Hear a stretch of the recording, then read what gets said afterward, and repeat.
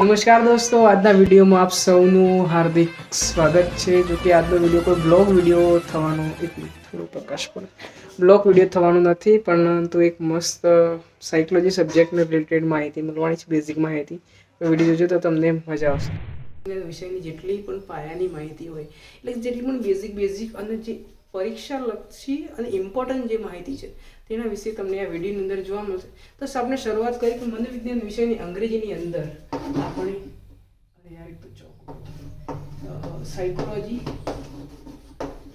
શબ્દથી ઓળખીએ, જેને ગુજરાતીની અંદર મનોવિજ્ઞાન કહીએ છીએ. જો અક્ષરો પર ના જતા, હું ગાંધીજીથી પ્રભાવિત છું એટલા માટે મનોવિજ્ઞાન કહીએ છીએ. હવે આ મનોવિજ્ઞાન વિષય આવ્યો ક્યાંથી? તો મનોવિજ્ઞાન વિષયનો ઉદ્ભવ થાય છે ફિલોસોફીની અંદરથી, એટલે કે તત્વજ્ઞાનની અંદરથી આ વિષય છૂટો પડે છે. તત્વજ્ઞાન એક એવું શાસ્ત્ર છે જેની અંદર તર્કસંગત વગેરે જેવી બાબતોનો તત્વજ્ઞાન, કર્મ વગેરે, ધર્મ વગેરે જેવી બાબતોનો અભ્યાસ તત્વજ્ઞાનની અંદર થતો હોય છે અને તેમાંથી છૂટું પડેલું છે આમ મનોવિજ્ઞાન. આપણે વાત કરીએ કે મનોવિજ્ઞાન શબ્દ છે, મનોવિજ્ઞાનની અંદર જે આ સાયકોલોજી શબ્દ છે એની શબ્દ આપ્યો કોણે, આ શબ્દનો ઉદ્ભવ ક્યારે થયો અને કોણે કર્યો? તો જે રીતે આપણે વાત કરી કે મનોવિજ્ઞાનનો ઉદ્ભવ ફિલોસોફીમાં થયેલો છે, એનો અર્થ પણ એવો કાઢી શકીએ આપણે કે જેટલા પણ તત્વજ્ઞાનીઓ હશે એમના દ્વારા જ મનોવિજ્ઞાનને પણ આગળ વધવા શરૂઆત કરવામાં આવી છે. તો જર્મનીની અંદર ખાસ ધ્યાન રાખજો, જર્મનીની અંદર એક તત્વજ્ઞાની હતા, એનું નામ છે રૂડોલ્ફ નામ શું છે, રૂડોલ્ફ બ્લુકનેસ એવું કોઈક નામ છે. હું તમને લખીને બતાવી દઉં છું. અહીંયા નામ છે રૂડોલ્ફ રૂડોલ્ફ ગ્લુકનેસ નામ છે. લખું ને એટલે યાદ આવી જાય. આમ વાંચેલું અમુક સમય યાદ નથી રહેતું, પણ લખેલું હોય તો યાદ આવી જાય. ગ્લુકનેસ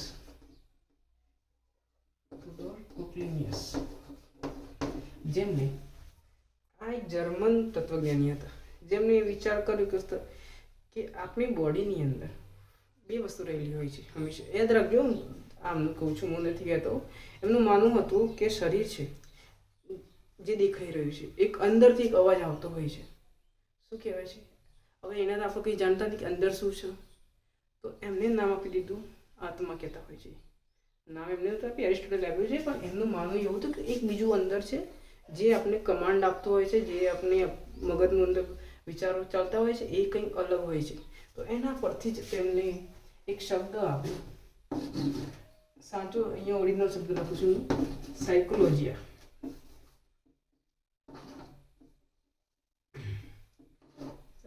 ચોક સાયકોલોજીયા આ ઓરિજિનલ શબ્દ હતો જે રૂડોલ્ફ દ્વારા આપવામાં આવ્યો હતો. અને તેમને પછી એના પછી ગઈ 16મી સદી, 17મી સદી અને 18મી સદી સુધીમાં આ શબ્દનો વિકાસ થતો ગયો અને લોકો તેને સ્વીકારતા ગયા, અને પછી થઈ ગયો સાયકોલોજી. જે અહીંયા વાય લાગી ગયો, સોરી રહી ગયો તો વાય, અહીંયા વાય લાગી જાય છે સાયકોલોજીમાંથી, અહીંથી સુધરીને અહીંયા નીકળી જાય છે, વાય આવી જાય છે. તો આપણે આગળ વાત કરીશું કે કઈ રીતે એનો વિકાસ થયો અને કઈ રીતે કઈ સદીની અંદર કોને મનોવિજ્ઞાનને કેવા નામ આપે તેના વિશે આપણે ચર્ચા કરીશું. જો આટલી તમને ખબર પડી ગઈ કે મનોવિજ્ઞાનનું, જો અહીંયા તમે આવ્યા છો વિડીયોની અંદર, તો તમે અહીંયા ધ્યાન રાખજો કે તમારે કંઈ નોટ્સ બનાવવા નથી જ રહેવાના. ફક્ત જે પણ ભણાવી રહ્યો છું એનું ખાલી ધ્યાન આપશો અને એકવાર ખાલી મનની અંદર બોલી લેશો તો બી યાદ રહી જશે. સિમ્પલ રીતે સમજાવી દો કે મનોવિજ્ઞાન વિષય ક્યાંથી આવ્યો? તો ફિલોસોફીમાંથી મનોવિજ્ઞાન વિષય છૂટો પડેલો છે. શબ્દ સાયકોલોજી છે તો કોણે આપે છે? રૂડોલ્ફ ગ્લુકનેસે આપેલું છે. ક્યારે આપે તો લખાઈ દો 1590ની અંદર, 1590ની અંદર એમને આ શબ્દ આપ્યો હતો, જેનો ઓરિજિનલ શબ્દ આવું છે. હવે આ એક ગ્રીક શબ્દ હતો, જો કે બ્લેક બોર્ડ છે ચાલતું નથી બરોબર. ગ્રીક શબ્દ હતો જેના બે અર્થ હતા. હું સંધિ છૂટી પડી બતાવી દઉં. એક છે સાયકી પ્લસ લોગોસ. આ રીતે બે શબ્દોનું મિશ્રણ હતું જેની અંદર સાહિત્યનો અર્થ થતો હતો આત્મા. અને આનો વાસ્તવિક જ્યારે શબ્દનું નિર્માણ થયું ત્યારે એને વિજ્ઞાન તરીકેનો દરજ્જો નહોતો મળેલો, તો એના માટે એક શબ્દ વપરાયો હતો અભ્યાસ. જો કે અત્યારની ટેક્સ્ટ બુકોની અંદર વિજ્ઞાન જ વાપરવાનું છે, લોગોસનો અર્થ વિજ્ઞાન જ કરવામાં હતો, પણ એ સમયની અંદર લોગોસનો અભ્યાસ તરીકે એનું અનુવાદિત કરવામાં આવ્યું હતું, જેને તમે વિજ્ઞાન પણ કહી શકો. હાલના જો વર્તમાન પુસ્તકો પ્રમાણે જઈએ તો એને વિજ્ઞાન પણ ગણી શકીએ આપણે. તો તેને આત્માનું વિજ્ઞાન અથવા આત્માનો અભ્યાસ તરીકે ગણવામાં આવતું હતું. પરંતુ શું ખરેખર આપણે આત્માને જોઈ શકીએ ખરા? ન જોઈ શકીએ ને. એ માટે પછી અમુક વિરોધીઓ ઊભા થયા અને એ વિરોધીઓના કારણે બધું રમણ થવા માંડ્યું અને નવા શબ્દો આગળ આવતા ગયા. આ 16મી સદીની અંદર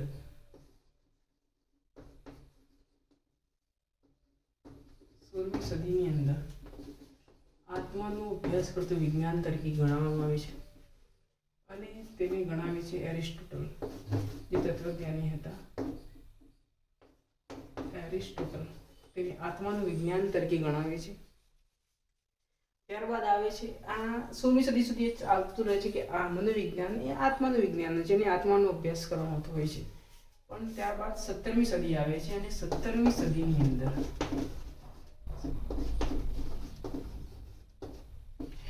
તેમાં ફરી એક સુધારો કરવામાં આવે છે અને તેને ગણવામાં આવે છે આત્મા છોડીને આવે છે મન ઉપર અને તેને માઇન્ડ એટલે કે મનનો અભ્યાસ કરતું વિજ્ઞાન એટલે મનોવિજ્ઞાન એવો અર્થ કાઢવામાં આવતો હોય છે અને એ રીતે એનો અભ્યાસ કરવામાં આવતો હોય છે. હવે આત્માને છોડી દી, આત્મા જોઈ શકે, આત્માને કમ્પ્લીટ અભ્યાસ કરી શકાતો ન હતો, ત્યારબાદ તેમાંથી તેને હવે મનનો અભ્યાસ કરવા માંડે. તો મન નામ આપીને હવે તેના પર સંશોધનો વગેરે જેવું કરવા માંડે. સંશોધનો નહીં પરંતુ તેના પર તર્ક સંગત વાદ વિવાદો કરવા માંડે. જિલ્લા બુદ્ધિજીવી વ્યક્તિઓ હતા એ લોકો. હવે અહીંયા એક જો મારી જોડે કોઈ એવો પ્રૂફ નથી, કોઈ ડેટા, પણ મને સાંભળવા મળ્યું છે કે અને મેં એક જગ્યાએ જોયું છે, કોઈ લિખિત પ્રમાણ નથી મળ્યું આજ સુધી મને, કે અહીંયા મનનું વિજ્ઞાન તરીકે એક નામ આવે છે, ફિલોસોફર છે એમનું, પણ અહીંયા નામ મને જોવા નથી મળતું કોઈ પુસ્તકની અંદર, એટલે હું અહીંયા નામ મેન્શન નથી કરતો. નહીંતર એક નામ છે પામ્પોનાઝી.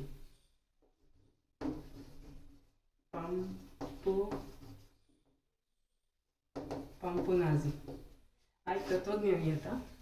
સ્પેલિંગ ખબર નહીં ઓરિજિનલ રાઈટ છે રોંગ છે, બટ આ એક પામ્પોનાઝી એક તત્વજ્ઞાની હતા જેમને મનના વિજ્ઞાન તરીકે મનોવિજ્ઞાનને ઓળખાવ્યું હતું.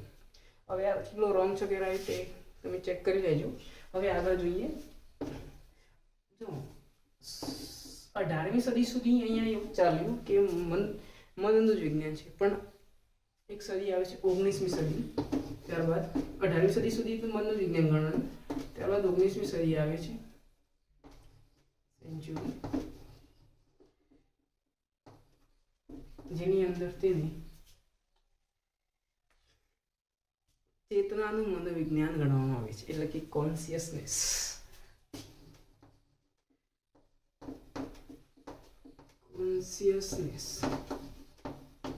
એટલે કે ચેતનાનું મનોવિજ્ઞાન ગણવામાં આવે છે. હવે તમને જો મનોવિજ્ઞાન વિશે થોડી પણ જાણકારી હોય તો તમને ખબર હશે કે ચેતના શબ્દ પ્રયોગ કરનાર સૌપ્રથમ કોણ હતા, અથવા તો ચેતના વિશેની મનોવિજ્ઞાનની અંદર શબ્દ જેવું વાપરનાર કોણ હતા, તમને ખ્યાલ હોવો જોઈએ કોણ હતા. William wound. William father of psychology. William wound દ્વારા 19મી સદીની અંદર મનોવિજ્ઞાનને ચેતનાનું વિજ્ઞાન તરીકે ઓળખવામાં આવે છે. પરંતુ કહેવાય ને કે વિરોધ તો બધા કરે, તમે કોઈ સારું કરો તો વિરોધ તો બધા કરે. આમના બીજી થોડા વિરોધીઓ હતા, તો એક પાછો એક મહાન હસ્તી આગળ આવે છે જેનું નામ હોય છે વોટસન. અને એ બધા જ આ જેટલા પણ કે આત્માનું વિજ્ઞાન નથી, કે મનનું વિજ્ઞાન નથી, કે પછી ચેતનાનું પણ વિજ્ઞાન નથી, મનોવિજ્ઞાન એ વર્તનનું વિજ્ઞાન છે. અને પછી તે 20મી સદીની અંદર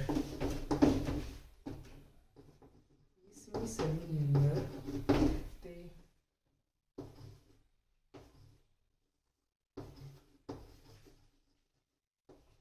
બિહેવિયર એટલે કે સ્પેલિંગ સાચું, વર્તનને વિજ્ઞાન તરીકે ગણાવે છે. કોણ? વોટસન, જેબી વોટસન.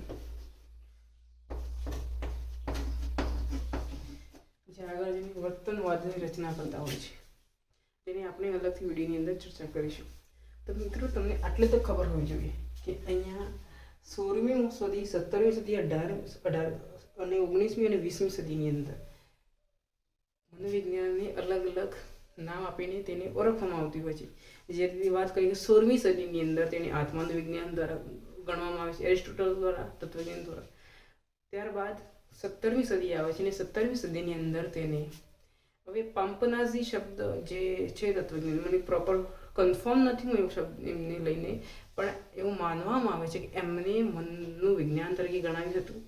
ત્યારબાદ આવે છે વિલિયમ રૂમ, જે 19મી સદીની અંદર તેને ચેતનાનું મનોવિજ્ઞાન ગણાવે છે. અને ત્યારબાદ આ બધાનો વિરોધ કરતા એક ક્રાંતિકારી આગળ આવે છે જેનું નામ છે વોટસન, અને તે ગણાવે છે વર્તનનું વિજ્ઞાન છે મનોવિજ્ઞાન. તો આ થઈ મનોવિજ્ઞાનના કઈ રીતે મનોવિજ્ઞાન શબ્દનો વિકાસ થઈ રહ્યો છે તેની વાત થઈ. હવે આપણે થોડી ચર્ચા કરી બીજી કે મનોવિજ્ઞાનનું કાર્ય શું હોય છે, એટલે કે મનોવિજ્ઞાનનો વિષય વસ્તુ શું હોય છે. વર્તમાન વ્યાખ્યા પ્રમાણે જોઈએ, જે આધુનિક મનોવિજ્ઞાનની વ્યાખ્યા છે તે જોઈએ તો સીટી મોર્ગન એવું કહે છે કે મનોવિજ્ઞાન એ માનવી અને પ્રાણીના વર્તનનો અભ્યાસ કરતું વિજ્ઞાન છે. જ્યારે વોટસને વર્તનનું વિજ્ઞાન ગણાવ્યું તો સીટી મોર્ગન જાગૃત થઈ ગયા અને પછી એમને થોડુંક નહીં કરાય વહેતી ગંગામાં હાથ ધોઈ ગયા. તો પછી સીટી મોર્ગન આગળ આવીને એનો અભ્યાસ કરીને કહી દીધું કે મનોવિજ્ઞાન એ માનવી અને પ્રાણીના વર્તનનો અભ્યાસ કરતું વિજ્ઞાન છે. હવે આપણે આગળ જોઈએ. આગળ સાફ કરી દઈએ. બ્લેકબોર્ડ ભણવાની મજા જ કંઈ નહીં. અત્યારે ગમીને ડિજિટલ બોર્ડ આવી જાય, પણ બ્લેકબોર્ડમાં ચોક વડે લખી અને જે ભણવાની મજા છે એવી મજા તમને ક્યાંય નહીં જોવા મળે. એટલા માટે તો સ્પેશિયલ બ્લેક સ્કૂલમાંથી લેતા હોય છે બ્લેકબોર્ડ. સરનું વિચારો ઊંઘી રહેતા ઉઠાવી લઈને આવે છે બુકબોર્ડ. ચલો મિત્રો, આગળ જોઈએ શું છે. પહેલાં હું એક વાત કરી લઉં કે મનોવિજ્ઞાનની અંદર અમુક ઘણા બધા મનોવૈજ્ઞાનિકો અને તત્વજ્ઞાનીઓ દ્વારા પોતાના કથનો કહેલા છે જે એક્ઝામની અંદર પૂછાતા હોય છે. એવું જે કથન છે જ્હોન લોકનું, યાદ રાખજો.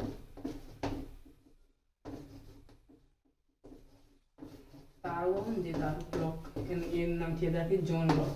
આમને એક બહુ સરસ કથન કર્યું છે, એને કોટ પણ કહેવાતું હોય છે તેનું.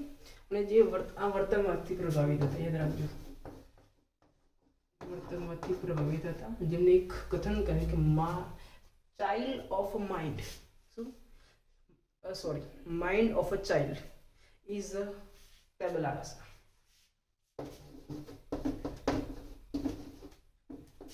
Mind of a child is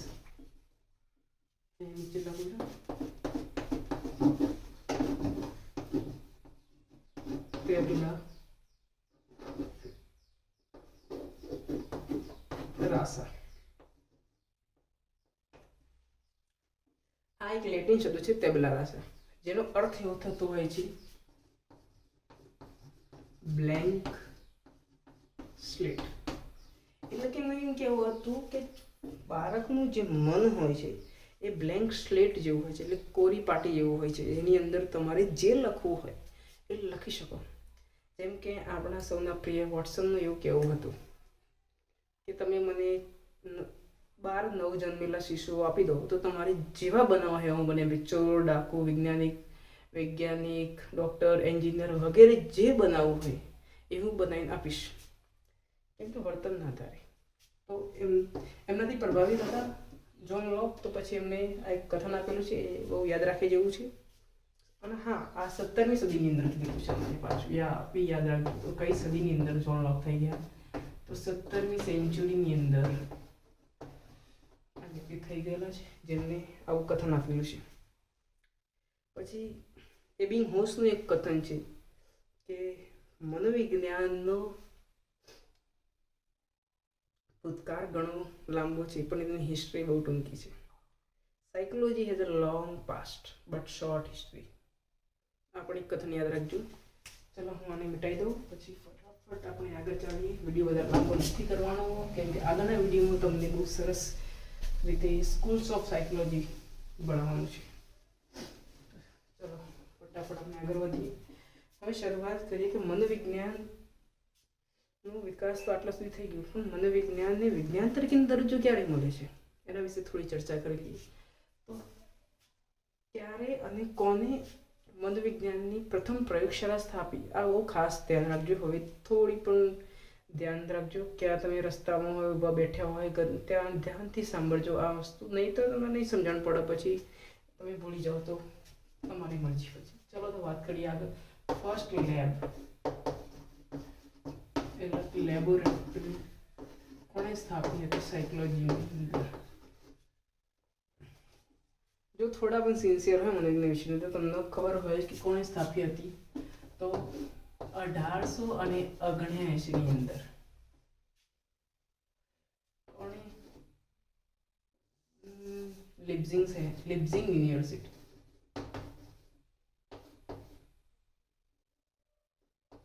લિપ્ઝિગ university ક્યાં આવેલી છે? જર્મનીની અંદર. આ ખાસ યાદ રાખજો, જર્મનીની અંદર.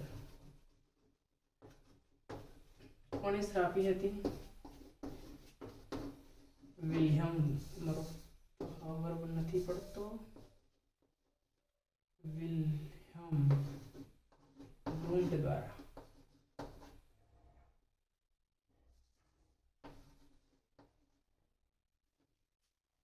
વિલિયમ વુન્ડ દ્વારા મનોવિજ્ઞાનની પ્રથમ પ્રયોગશાળા સ્થાપવામાં આવી હતી જેના લીધે તેમને ફાધર ઓફ સાયકોલોજી નો ખિતાબ આપેલો છે.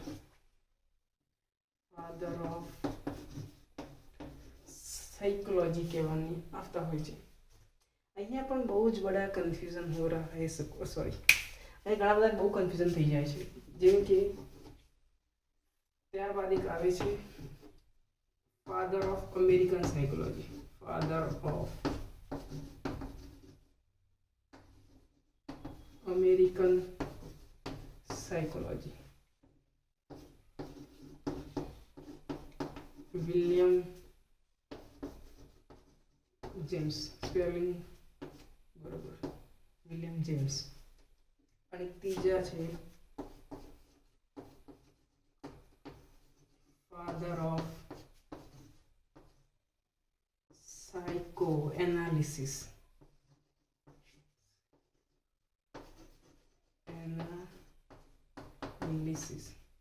કોણ છે? સિગમન્ડ ફ્રોઈડ.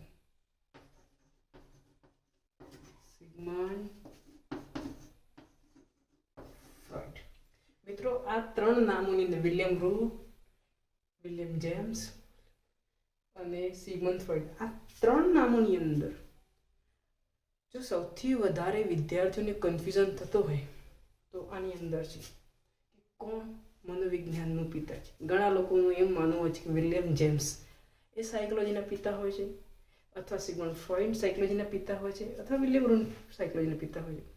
જ્યારે ફાધર ઓફ સાયકોલોજીની જ વાત હોય ફક્ત તો વિલિયમ વુન્ડ આવશે.